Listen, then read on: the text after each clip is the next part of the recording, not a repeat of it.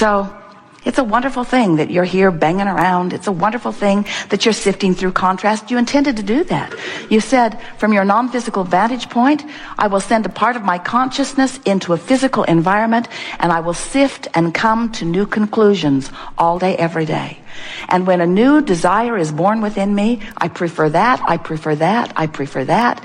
Even if you are one-celled organism, when you prefer, you emanate that rocket, and the source energy, counterpart, soul, source, spirit, God of you becomes the vibrational equivalent of that and holds forevermore until you amend it further through life, that vibrational place marker for you to catch up to. In other words, like a beaming signal, a guiding light, so that you can feel your way into alignment. So when you're rude, you're out of alignment. Even if you're just being rude back, you're still out of alignment. When you're rude, you're out of alignment, because the source within you never is. When you aren't loving, you're out of alignment, because the source within you always is. So then humans say, oh, Abraham, give me a break. Esther said it many, many times. You got to be kidding, Abraham. You're going to stand there in your cloud and you're going to love that behavior? And we say, we didn't say that we would love that behavior. We would say we focus only in a way that allows us to radiate love. Because we know that in every behavior, there's another side of the bounce. We know that when a kid in high school is bullied and 3 or 4 bigger guys put his head in the toilet in the locker room, we know that both the one being drowned in the toilet and the ones doing the drowning are out of their vortex. And we know that in all of that behavior, whether you are the victim or the victimizer, that you are launching rockets of desire, because no one becomes a victimizer who isn't standing in a place of vulnerability for which they are trying to compensate with this arrogant behavior. In other words, the one putting the head in the toilet is hurting as bad as the one whose head is being put in the toilet. They are all out of whack. They are all out of sync with the source within them, and they are all launching rockets of desire, and every single one of them became more because of the experience. So the question isn't, should there be bullies? Of course there shouldn't be, but shouldn't anything be allowed in this universe of contrast if you are to choose? Doesn't there have to be something in order to understand what you are really wanting? So the question isn't, should there be bullies, or is there a victim, or is there a victimizer? The question that we want to bring to your mind is, in that experience, was there expansion? And the answer is yes, on the part of everyone who participated in the co-creation. And by the way, no one participates in anything that they're not a vibrational match to.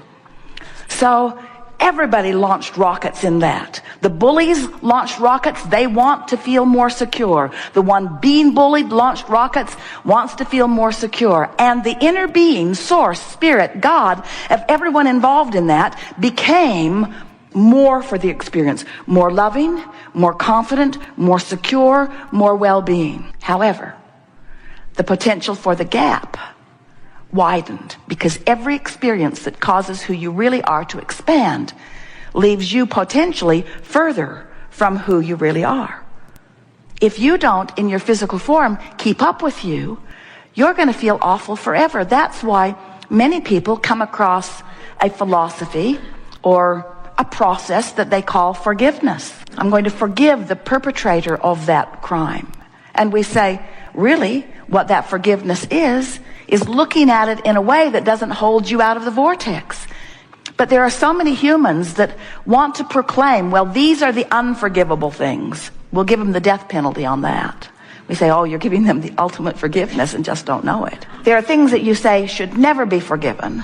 And there are things that you say, oh, maybe we could cut them a little slack on that. And we say, as long as humanity, or more important, as long as you as individuals are sorting your life out in terms of just gathering together and trying to define what behavior is right behavior and what behavior is wrong behavior, you're not ever going to even begin to live your life as you intended to be. You don't have a chance of steady, chronic alignment with source, and therefore you don't have a chance of feeling good most of the time, and you don't have a chance of longevity or wellness of any kind. You don't have a chance of any of that you all came to live unless you are aware of your emotions and understand that your emotions are telling you whether you're keeping up with you or whether you're not. As long as it matters to you that someone else change their behavior to affect the way you feel, you have no control, no steady alignment with who you are, and no sustainable well-being, you see. But when you get it, that every time you feel negative emotion, that the object of your attention and your current take on it, in other words, your perspective in the midst of your negative emotion, means this powerful, consistent, law-based thing every time. It means you've got an opinion going on right now that the source within you does not hold. And we so want you to understand that you just can't defy the opinion of the source within you.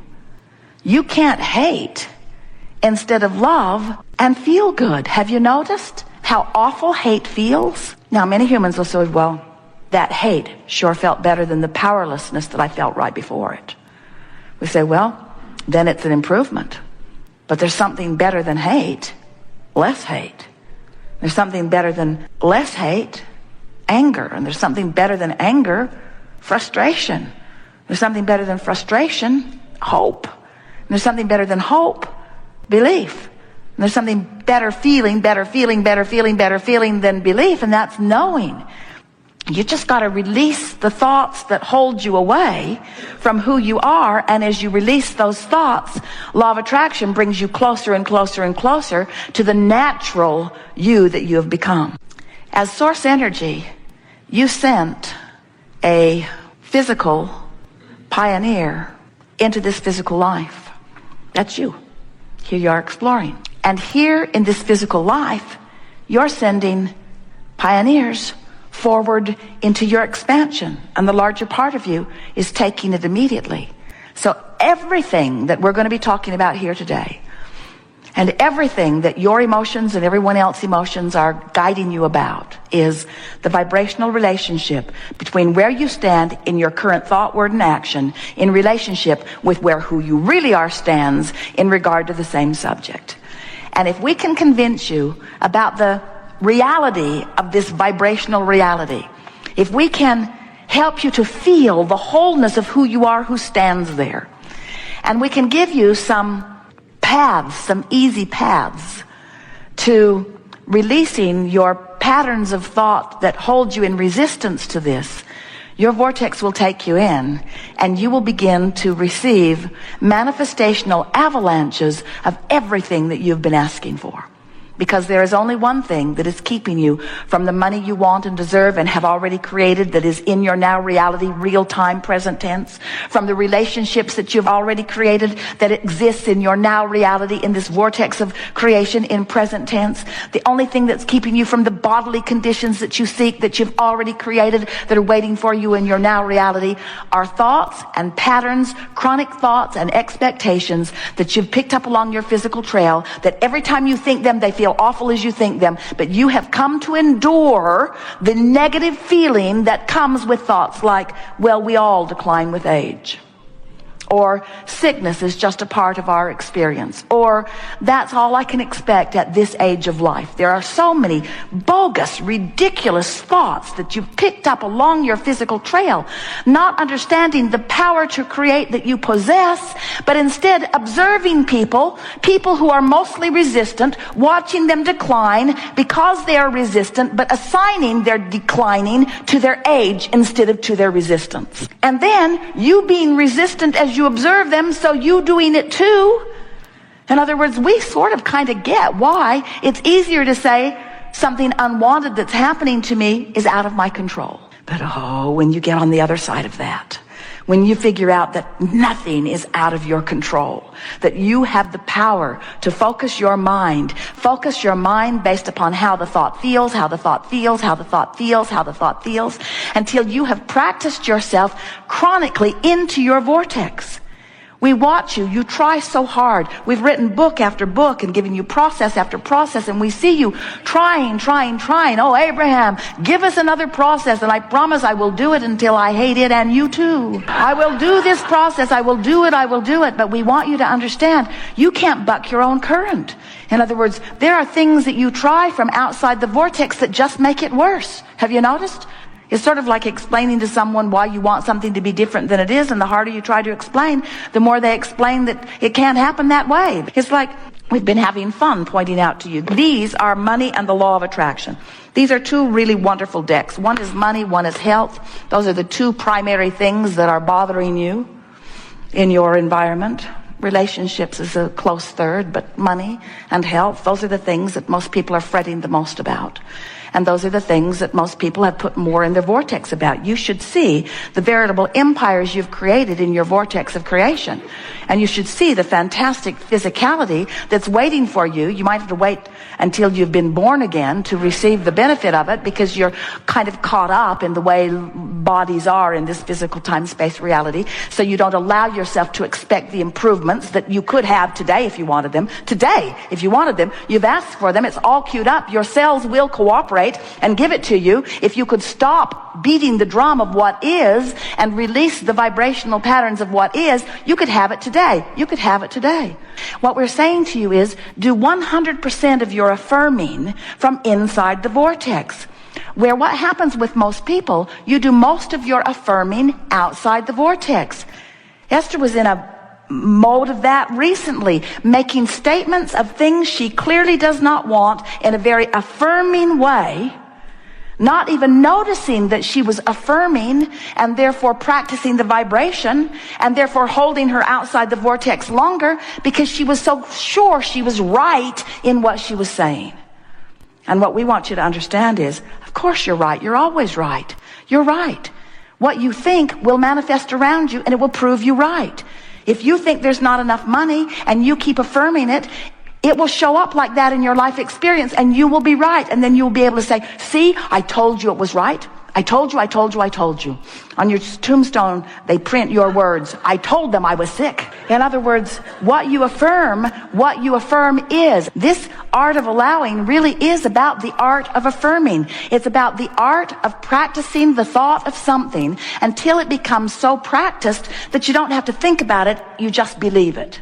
It is just your knowing. So we want to put it out to you. Do you believe more in wellness or in illness? Well, if you are like most of your nation that is being polled all over the place, who is frantic over health care, you believe unequivocally in illness. You believe that you will have your way out of this earth with tubes up your nose and tubes in your veins, and that you will need this health care. You will need it because there is this long decline that is certain for you. If you're like most people, that's what you believe. But it's not what the source within you knows. It's not what who you really are knows. So when you think that thought, you feel horrible, and then you think you feel horrible because your government or somebody isn't doing something that you think they need to do. You're giving your power over to uncontrollable circumstances, you say. So what we are encouraging you to understand is that with everything that you are living, you are launching these rockets of desire, and you are expanding magnificently.